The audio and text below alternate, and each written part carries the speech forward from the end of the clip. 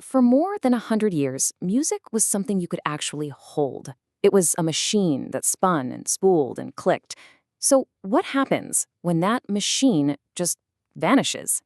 Let's take a look at the journey, right? A full 140 years of music tech to see exactly how we went from this clunky box in the living room to an invisible cloud that's basically all around us. Okay, so it all kicks off right here, the phonograph, back in the 1880s. I mean, think about it. For the very first time, sound could be captured and then played back. It was absolutely revolutionary, almost like magic, right?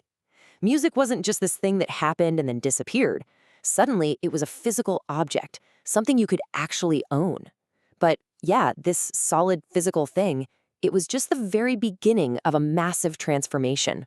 And then something really interesting starts to happen. As that phonograph sort of morphs into the radio of the 1930s, the whole idea of music changes. It goes from being something you own to a shared public experience. It was literally coming through the air. It brought families, whole communities together around this one piece of furniture.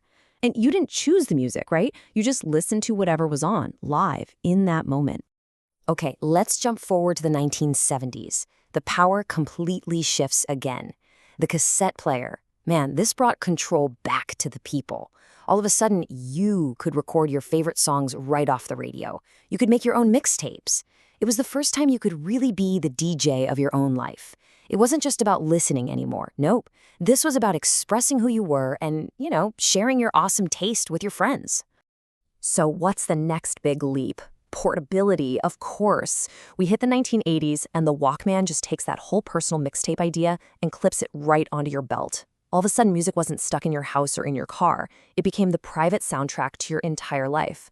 It was like having your own personal audio bubble as you walked down the street or rode the bus. A total game changer. And then we get the jump to digital in the 2000s. The iPod. Wow.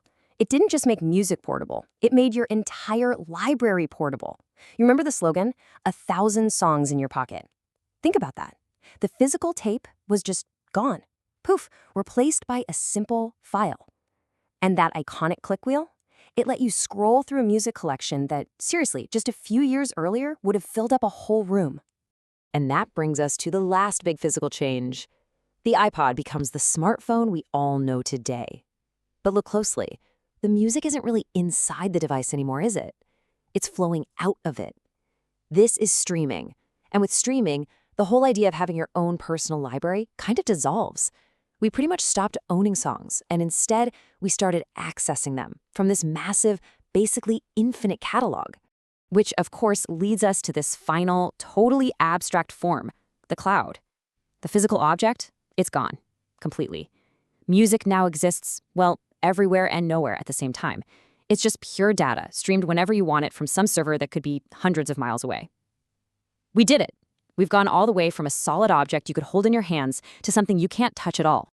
So all of this leaves us with one last big question, doesn't it? By making music totally frictionless, instant, and invisible, we've gained so much, right? Incredible convenience, infinite choice. But in losing that physical object, the record, the tape, the CD, you have to wonder, what else might we have lost along the way?